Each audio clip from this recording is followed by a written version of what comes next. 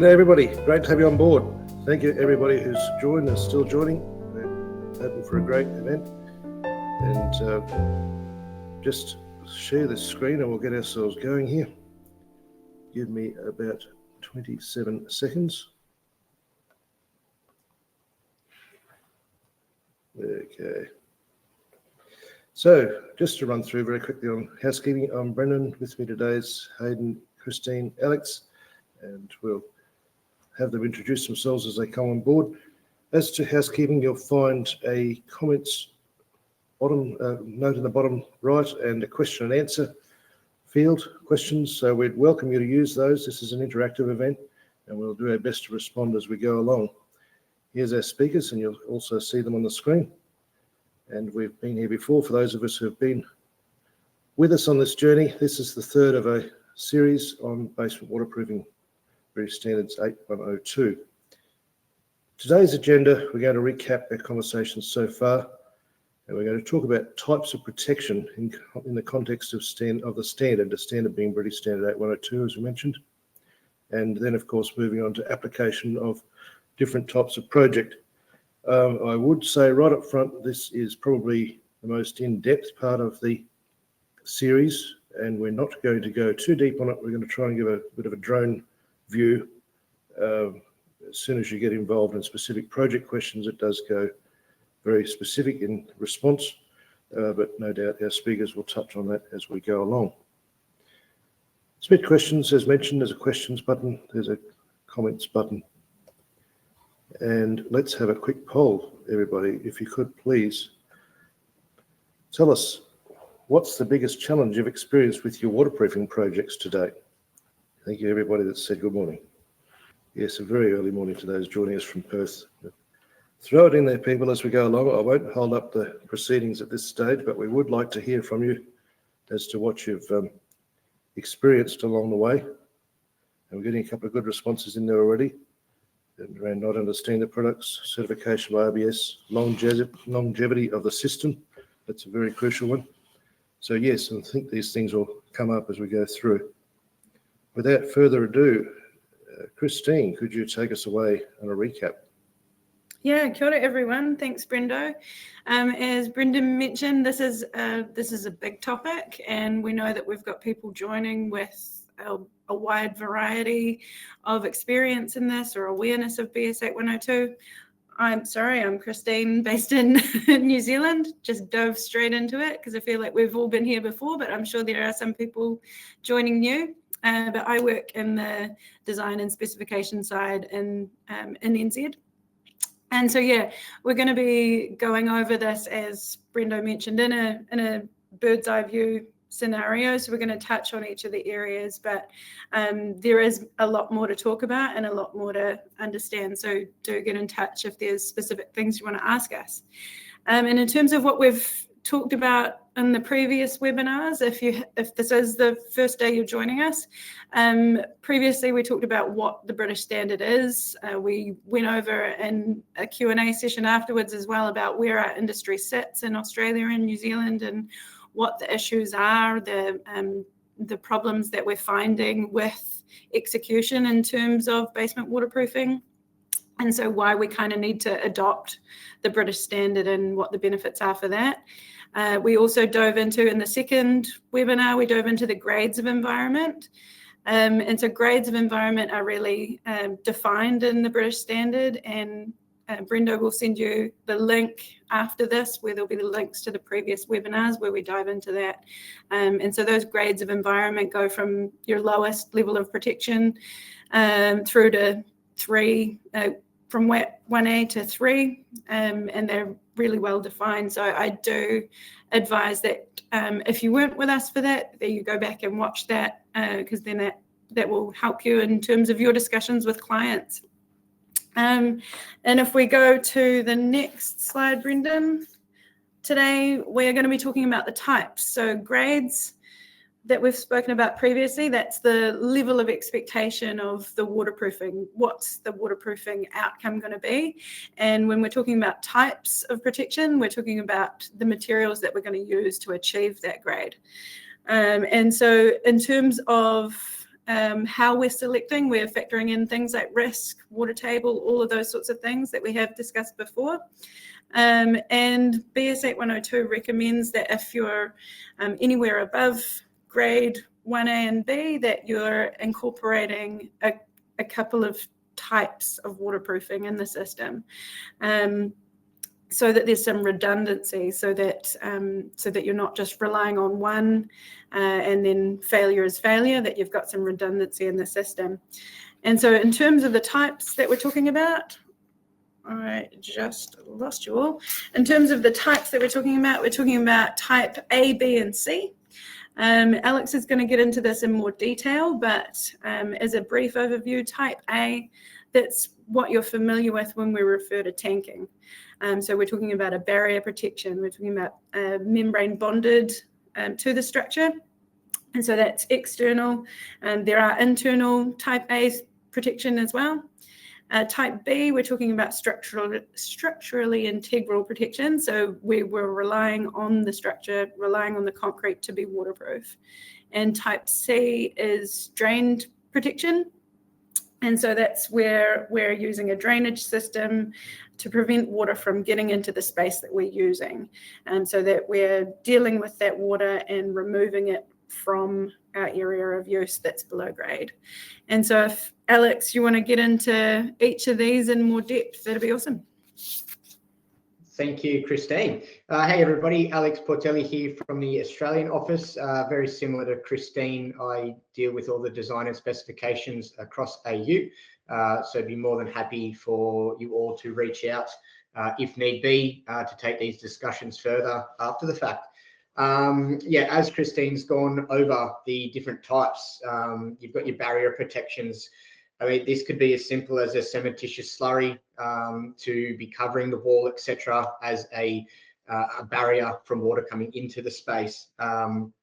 It was mentioned that bonded systems are quite important now, and this is to avoid moisture tracking into your space as well.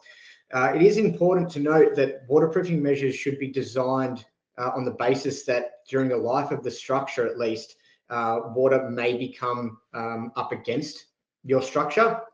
And by doing so, a consideration to have your waterproofing come up the side of your structure and up and over into your ground slab is definitely something that needs to be looked at as a continuous, system, if you will.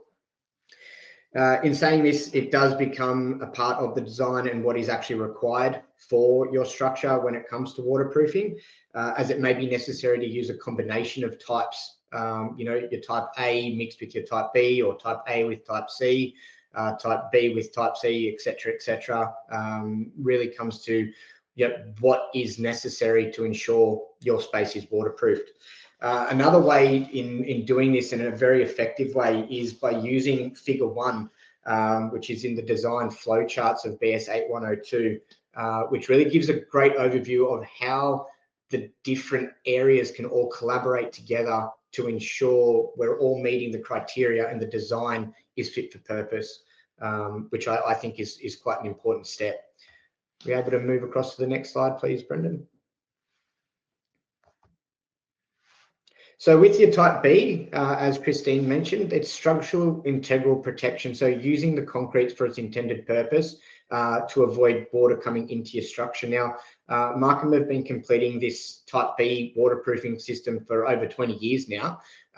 It can be very cost and time effective within the project as you're waterproofing the structure or tanking the structure as you are effectively building your basement, and it's not a one size fits all. So as I said before, it could be a combination methodology if that's what the site needed, but it's definitely something that Markham have been doing, and we find a very friendly way to incorporate it into a project should it be fitting the desired requirements.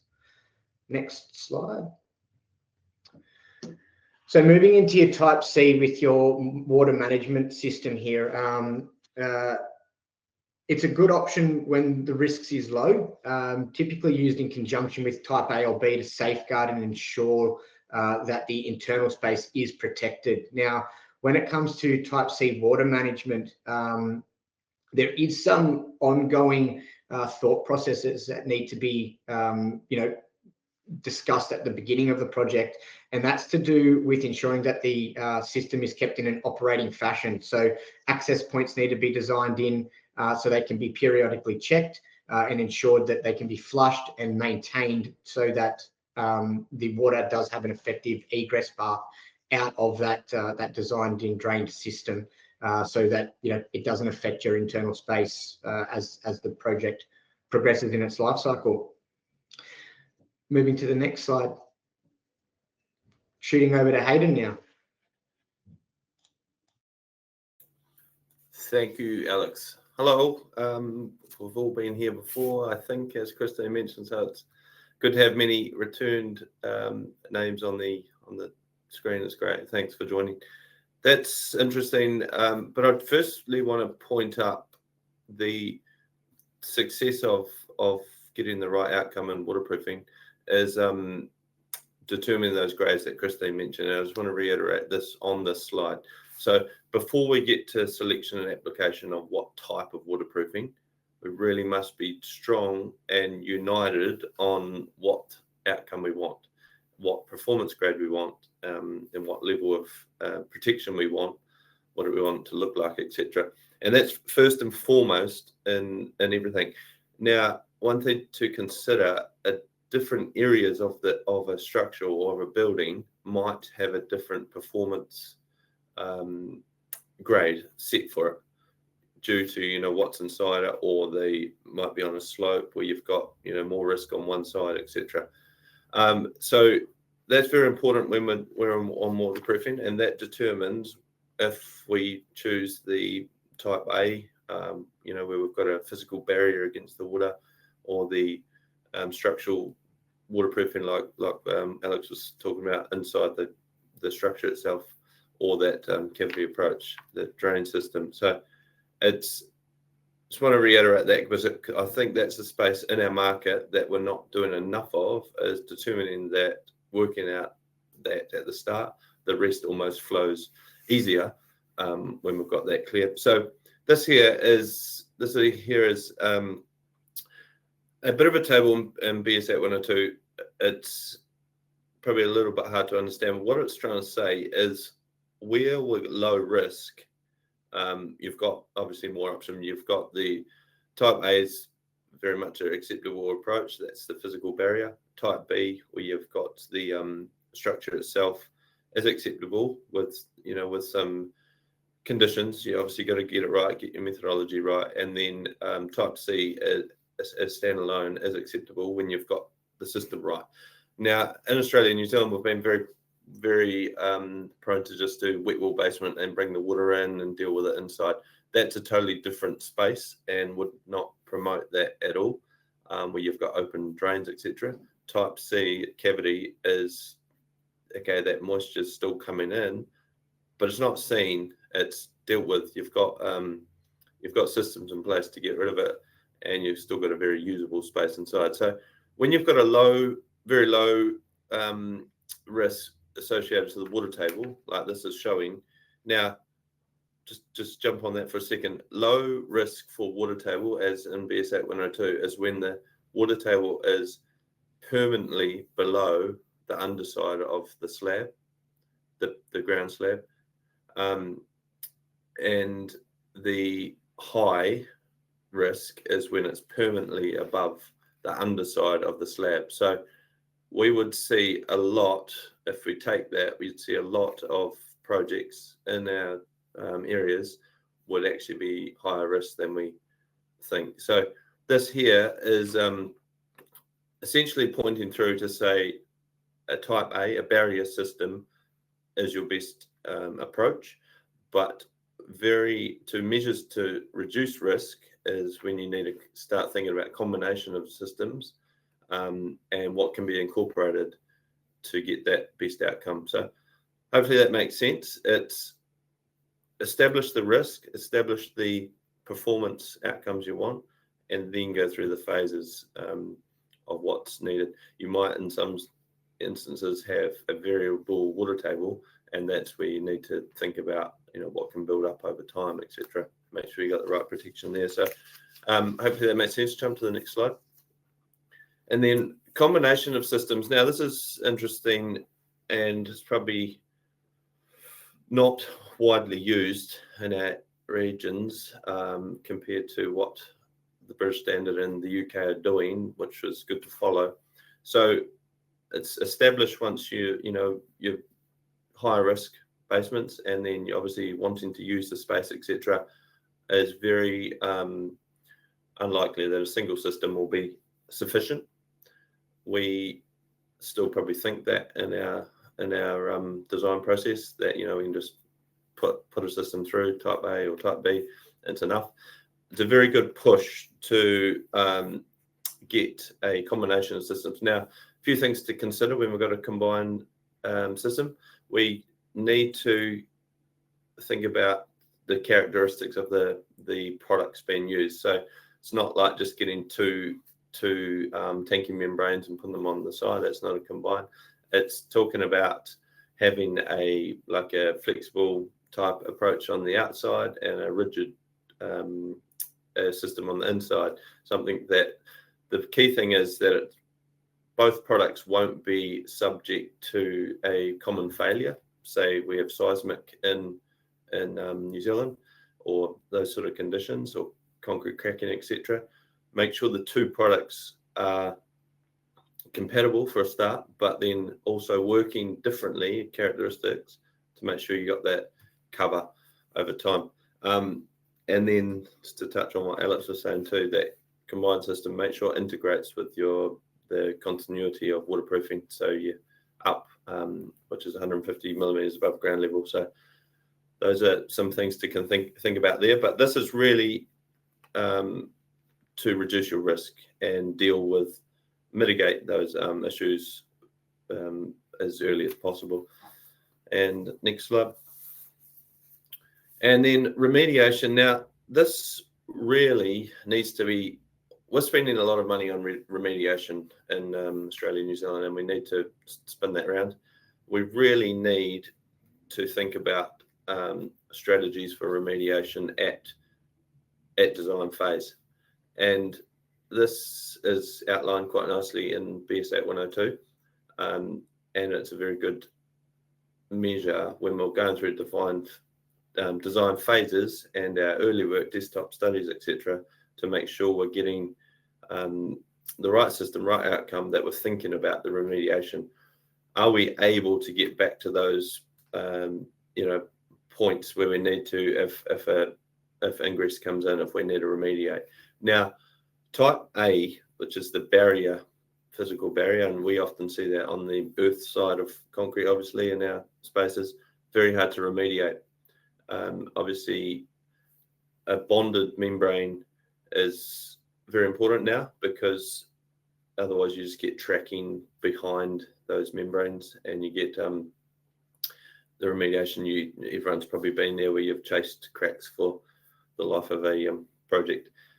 The type B, which is the integral waterproofing, that's usually the most isolated failure area, and that's, you can hit that with injection or slurry coatings or those type of things, and it's isolated. That's probably the easiest as far as remediation.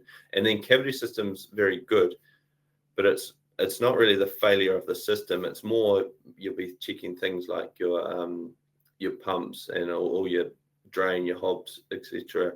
All your drain systems, are they blocked? Are they clear? Have you got a maintenance program to make sure your water's flowing as your pumps, electric, all the electric components, etc., protected and checked? Those sort of things are remediation for a cavity system, which is type C.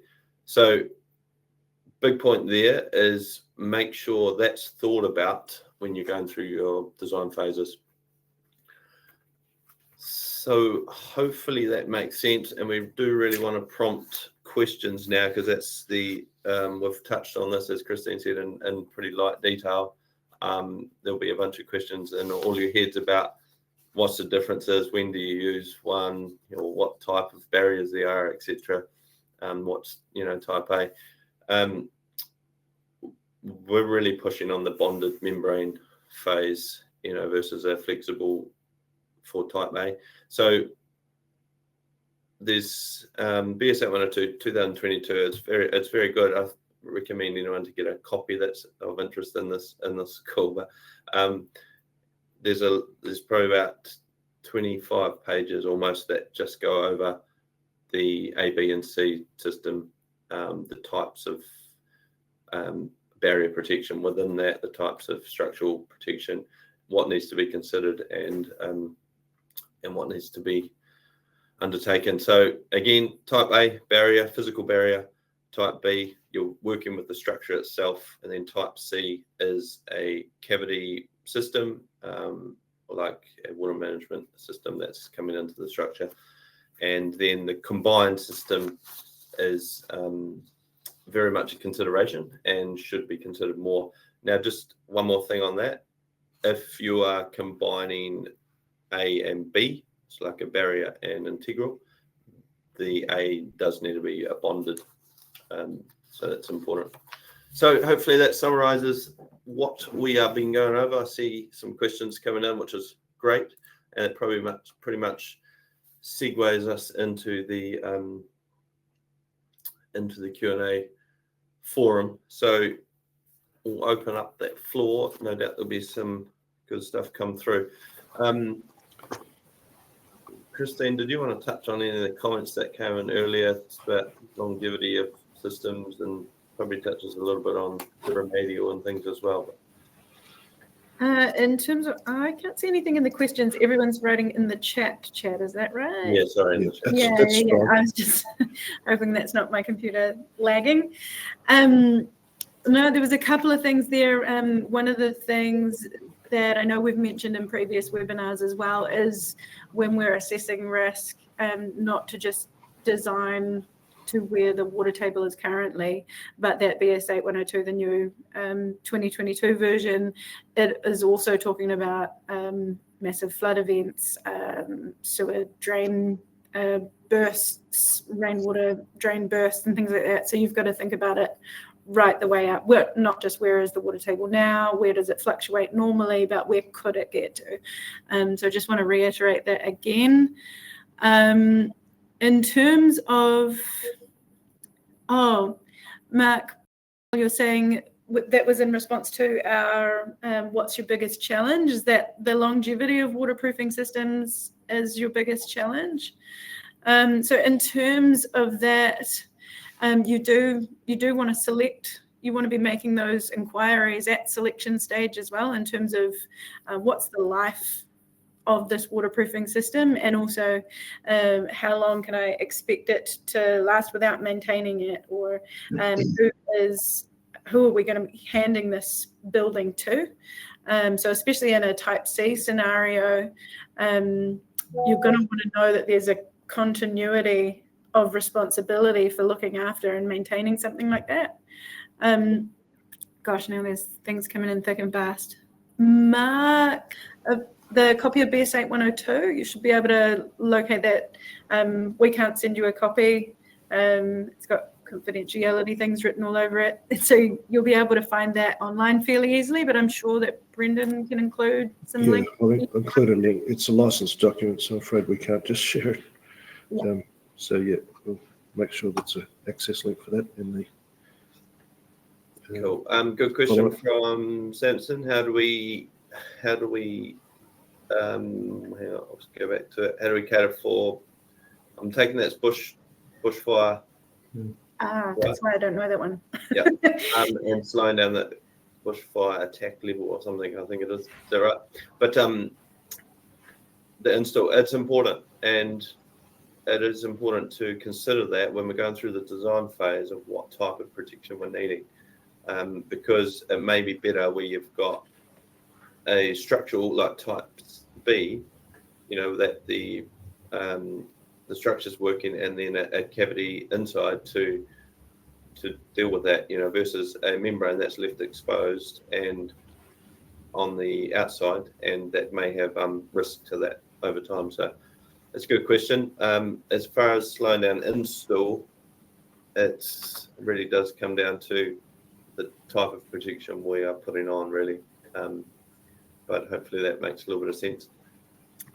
There was a Heber comment about getting the joints right is a challenge, and that probably obviously there's a few things to consider depending on what system. I know there's a challenge in New Zealand with requiring the earthquake movement joints in basements, which is a relatively new introduction. But in terms of getting the joints right, I think, again, that comes down to that really early planning, bringing the waterproofing design into the early planning stages as well, so that sort of challenge is considered from the get-go when people are making decisions about how the structure is going to be built, that we're going to need a waterproofer as well. How about we iron these out early? Tony's comment on rigid barrier systems to remain intact with seismic movement, that would come down to early discussion, selection process, ensuring that the barrier system chosen was going to be fit for purpose in that particular space as well. I mean, as we've mentioned across the board, this definitely isn't a one-size-fits-all methodology, and considerations have to be taken in conjunction with design, practicality, and longevity as well. So that would probably cover off that one, I'd assume. Yeah, I was looking at that. It's a good question because there is a lot of different barrier protections as type A. Yeah. Some are very rigid, as in a cementitious coating, which would obviously crack with movement, versus a flexible membrane that gives you more to play with. What you do have to be careful with a little bit is, and there's a question in there, was it about how much seismic movement can be sort of tolerated? But that's a very hard one. Everyone says their product has X amount of elongation or whatever it is. But when you've got it bonded on, both sides of a crack, you've actually got no movement, right? It becomes part of the structure. So just be careful when you're considering that, is how much tolerance it can be, and make sure we got something solid from a designer on what can be dealt with. And that sort of touches base too on the combination of systems as well. You might want to design in your Type C with your Type A bonded system there, in the sense that if something were to fail, for example, you do have that egress of water if it were to come into the space. So that's what we were talking about with those combination style designs, to make sure it's facilitating exactly what's necessary. Going back up the chat again, I'm just making sure we're not missing anybody. Shane's challenge in terms of leaks after the fact. BS8102 does go into reasonable detail about approaching remediation and also anticipating remediation, which is a really nice inclusion, because we know the reality of a perfectly designed system works great in theory. There are site challenges, things happen, there are workers on site, there's different substrates that we weren't expecting, things like that. And so it does take into consideration that remediation might need to happen during the construction and early on. So it does really have that expectation. So there are different ways to approach the different things, as Hayden was talking about before. Good question from Mark regarding, is it realistic to ask for 50 years to protect the structure? It is. And what you need to be careful of is you're asking for a performance warranty, which incorporates a full system. And okay, that will determine how it's designed, what type of products go into it. Is it Type A, Type B, combined, Type B, Type C, or whatever it is. But with what's available now, and if you do the process right, so right at the start of BS8102, it's got a good flow chart of the process. So what a big portion of that is the desktop study and all your geotechs and your soil types and your water tables, etc. If you flow through that correctly, it's very, I believe, you're able to ask for that 50-year protection. Yeah. Like that. All things considered, right? All things considered, yeah, which does go obviously right through to how it's managed on site, everyone having the same view of what success looks like, right from designers to installers, etc.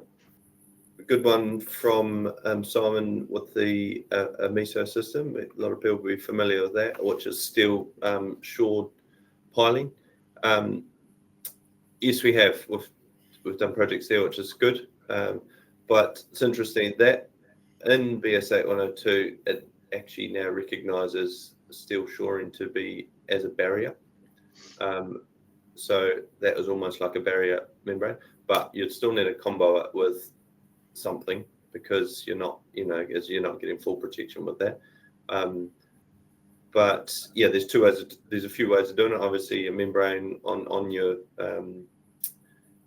shoring, and then you pour your concrete against it, or simply admixture structural integral system. So admixture and water stops in the concrete wall in front of the system. Do you want to talk about the? We've got a question or comment from Locke on drainage systems and water collection pumping points. That touches on what we were saying about the Type C earlier. Yes, there is mention of that specific issue in BS8102 as well, and potentially the requirement to treat the concrete coming up in contact or near that drainage system to prevent the calcium hydroxide leaching out and creating the salt buildup in that system. So that is something that is discussed in the document as well. It's not too specific, but it does mention that that's something that can be a requirement to be addressed. That's fair enough. I think probably a key point with the cavity system would be all the systems really, but the regular maintenance schedule is very important, and that should be designed with the structure itself. That's good questions. Excellent. Very good questions coming. Sure, if there's any more popping through, have we missed anything, Brendan? I think that is about it. Appreciate everybody's involvement and interest. Thank you very much. As noted, we will share the links to the previous sessions on the follow-up email, and hope you can give us some feedback about what we did right and what we did wrong and what you'd like to see next time around. Thank you all. Thanks, everybody. Thank you all. Excellent. Markham, adding life to concrete.